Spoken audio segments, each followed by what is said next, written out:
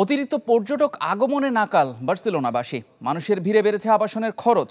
তথ্য বলছে বছর ব্যবধানে এ নগরীতে বাসা ভাড়া বেড়েছে 18%। ফলে ক্রুদ্ধ হয়ে বিক্ষোভ মিছিল করছে প্রায় 3000 মানুষ। সোশ্যাল মিডিয়াতে ভাইরাল হয়েছে ট্যুরিস্ট গো হোম ও Barcelona is not for sale ব্যানারে বিক্ষোভকারীদের ছবি। নাদিয়া ইসলাম তুলি রিপোর্ট। নগদের কাছে সব গ্রাহকই প্রিয়, তাই তো সারা দেশে ক্যাশ আউট চার্জ সবচেয়ে কম। পর্যটনের জন্য বিখ্যাত স্পেনের শহর বার্সেলোনা।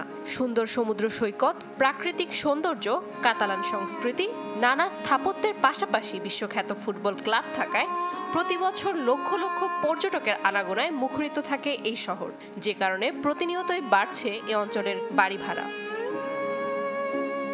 স্থানীয় কর্তৃপক্ষের মতে গেল বছর প্রায় 12 মিলিয়ন পর্যটক আসে বার্সেলোনায়।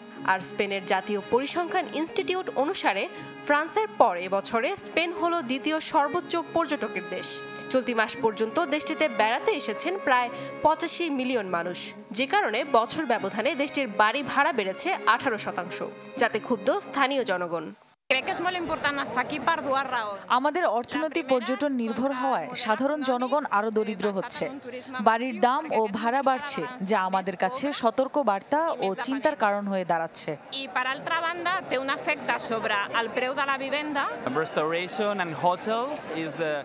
হোটেল রেস্টুরেন্ট ভালো ব্যবসা করতে পারলেও ক্ষতির মুখে সাধারণ মানুষ।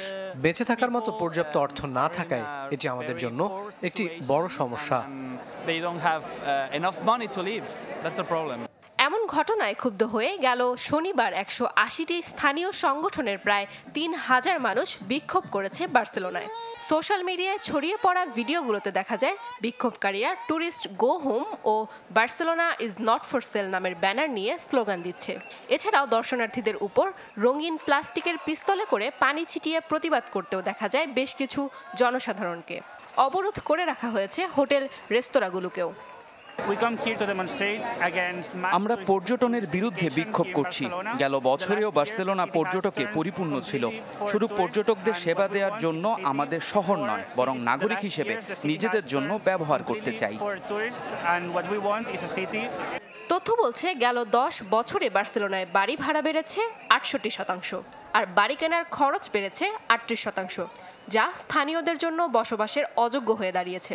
পরিস্থিতি সামাল দিতে 2028 সালের মধ্যে 10,000-এর বেশি পর্যটককে অ্যাপার্টমেন্ট ভাড়া নিষিদ্ধ করার কথা জানান বার্সেলোনার মেয়র। 2017 সালেও পর্যটন বিরোধী এমন নীতি চালু করেছিলেন তৎকালীন মেয়র। নাদিয়া ইসলাম তুলি, চ্যানেল 24।